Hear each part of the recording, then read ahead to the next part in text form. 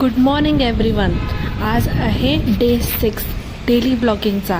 आज मी सेल्फ लव आणि सेल्फ पॅम्परिंगसाठी एक गोष्ट केली आणि आज आम्ही नित्सा दीदीला पण घ्यायला गेलो होतो तिच्या शाळेतून. काय काय धमाल केली ते पुढे बघाच. आज आमची दिवसाची सुरुवात मॅगीपासून झाली. आहे थोडीशी अनहेल्थी, पण आज वल्लभची आजी पण नव्हती घरी, म्हणजे नसणार आहे दिवसभर घरी, त्यामुळे मी एकटीसाठी म्हणून मी मॅगी केली. आणि हा इकडे चहा. सकाळचा पराक्रम बघा. सगळा चहा खाली सांडून त्या कप बरोबर खेळणं चाललंय. काय हे वल्लभ, काय केलं तू? काय केलं तू? हे काय केलंस तू?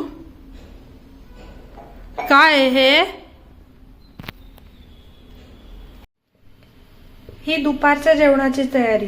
आज मी एकटीच आहे, त्यामुळे मी आज वरण भात करणार आहे. वल्लभला पण आवडतो, वल्लभ पण खातो, म्हणून मग दोघांसाठी एकच वरण भात. जेवण झाल्यावर वामक कुक्षे घेतोय बघा वल्लभ, किती छान. आणि उठल्यावर आम्ही ती गंमत केली एक. आज आम्ही मागवला डॉमिनोजचा चीज व्होल्कॅनिक पिझ्झा. किती मस्त दिसतोय ना. खूप दिवसापासून खायची इच्छा होती, पण म्हटलं कधीतरी सेल्फ लव्ह पण केलं पाहिजे, म्हणून आज मागवलाच. हे बघा, वल्लभला किती एक्साइटमेंट आहे खाण्याची. त्याचा दूध भात इथे शेजारी आहे, पण त्याला पिझ्झाच खायचा आहे आज. हे बघा.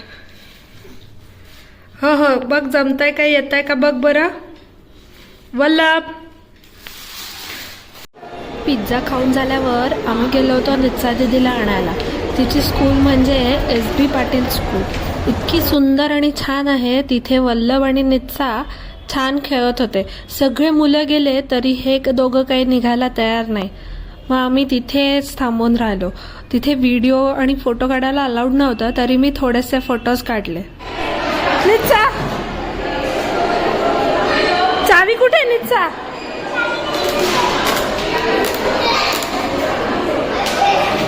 ही एक छान स्कूलची रिक्षा बघितली, ज्याला चावी पण होती, दरवाजा पण होता. त्या दोघांनी खेळली ती. आणि मग काय, वल्लभला घसरगुंडी मिळाली. तो काय सारखा घसरगुंडीला वेळख्या घालत होता.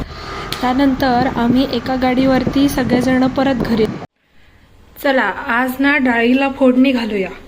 मी जरा आज वेगळ्या प्रकारची डाळ करतेय, कारण मी ह्याच्यात तिखटपणासाठी मिरची न घालता आलं घालणार आहे.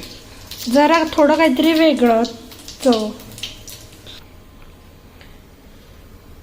आधी मोहरी आणि जिरं घालून घेतलं, आणि आता आपण हिंग घालूया.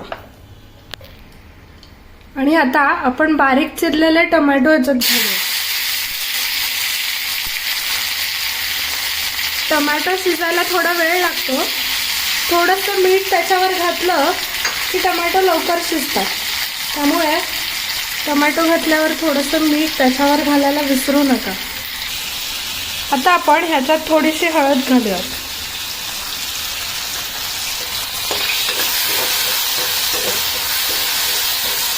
टोमॅटो परतता परतता आपण जे आलं चिरून घेतलं होतं तेही ह्याच्यात घालून घेऊया. आलं पौष्टिक पण आणि तिखट पण थोडंसं छान लागतं म्हणून.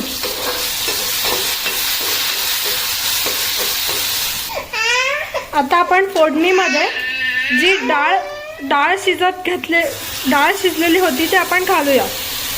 आणि माझ्या आजीच्या रेसिपी अनुसार ही डाळ परत आपण फोडणीत मस्त परतून घ्यायची. त्याच्याने एक वेगळीच चव येते आमटीला. त्यामुळे आपण या फोडणीत छान ही डाळ परत एकदा शिजवून घेऊयात. माझी आजी असं म्हणते की ती फोडणीत डाळ एकरूप होते असं केल्याने. आणि मग आपण थोडंसं मीठ, आणखीन अजून मीठ, थोडंसं गूळ, आणि मग अजून वरतून पाणी असं घातलं की आपला फोडणीचं वरण तयार. वल्लभने आता ओट्यावर उभं राहून चिंच खात आहे. तो गूळ नेहमी खातो, पण आज चिंच स्वतःहून मागितली त्याने. आणि बघा, त्याला अजिबात आवडलेली नाहीये चिंच.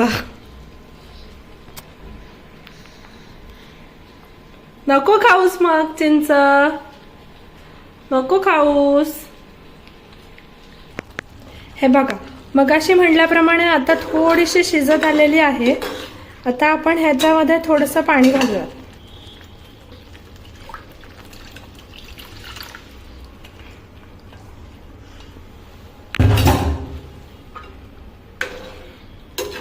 आता परत एक उकळी काढून घेऊयात ह्याची. झालं आपलं फोडणीचं वरण तयार. हे असं ओट्यावर उभं राहून चरकाम चालू असतं त्याचं. साखर, कधी गूळ, कधी चिंच, कधी टमॅटो. त्याला थोडेसे आंबट गोड पदार्थ फार आवडतात. तिखटाकडे फार कल नाही आहे वल्लभचा. चला आज करूया पेरूचा शिरा. त्यासाठी मी पेरू बारीक चिरून असे मिक्सर करून घेतलेले आहेत आणि थोडंसं पाणी पण घातलं म्हणजे थोडंसं पेस्ट जरा फाईन होईल म्हणून.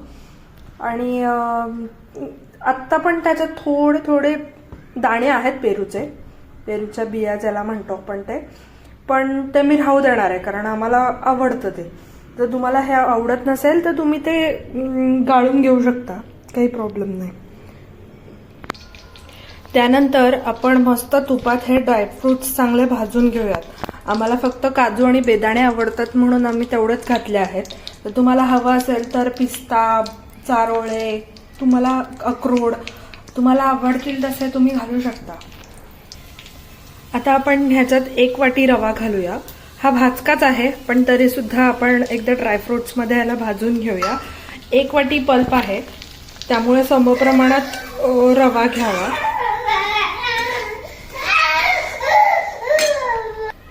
हा रवा थोडासा सोनेरी झालेला आहे. आता ह्याच्यात आपण जे पल्प काढून घेतलं होतं पेरूचं ते आपण घालूया आणि त्यानंतर मग चवीनुसार साखर घालूया. आता आपण ह्याच्यात साखर घातली आहे. तुम्ही चवीनुसार साखर घालू शकता. साखर घातल्यानंतर थोडंसं साखरेचं पाणी सुटतं.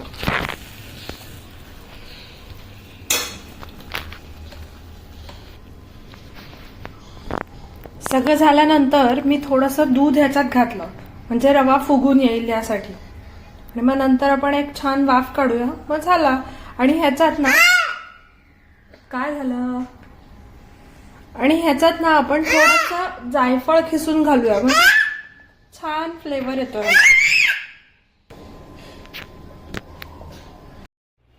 असा संपला आमचा दिवस. माऊ, वल्लभ, स्लीपिंग टाइम.